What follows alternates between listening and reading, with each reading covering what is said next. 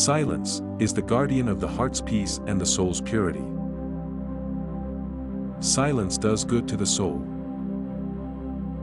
We need to find God, and He cannot be found in noise and restlessness.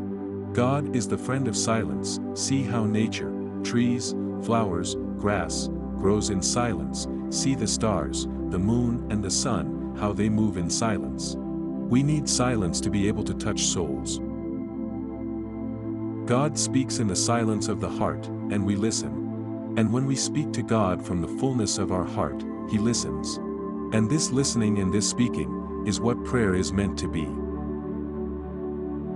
Keep silence like a golden cross destined to preserve the treasure of the other virtues. Whoever keeps his tongue, keeps his soul. A judicious silence is always better than truth spoken without charity.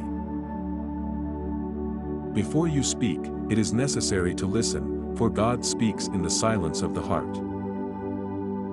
Wisdom enters through love, silence, and mortification. It is great wisdom to know how to be silent, and to look at neither the remarks, nor the deeds, nor the lives of others.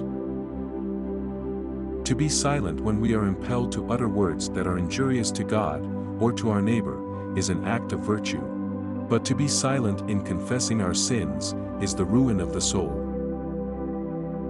In order to hear the voice of God, one has to have silence in one's soul and to keep silence, not a gloomy silence, but an interior silence, that is to say, recollection in God.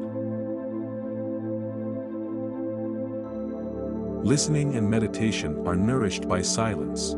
A discovery of the importance of silence is one of the secrets of practicing contemplation and meditation.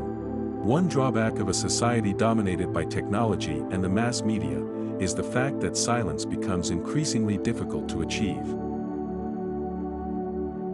Preserve spiritual peace by lovingly gazing upon God. If you must speak, do so with the same calm and peace. A talkative soul lacks both the essential virtues and intimacy with God.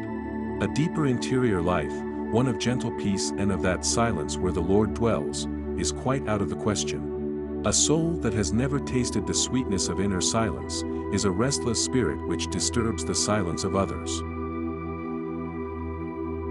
In this oasis of quiet, before the wonderful spectacle of nature, one easily experiences how profitable silence is, a good that today is ever more rare. In reality, only in silence does man succeed in hearing in the depth of his conscience the voice of God, which really makes him free. Love silence above all things, because it brings you near to fruit that the tongue cannot express. First let us force ourselves to be silent, and from out of this silence something is born that leads us into silence itself. Whenever anything disagreeable or displeasing happens to you, remember Christ crucified, and be silent. A perfect mortification is to avoid speaking without having to, for that is a great fault in a Christian soul.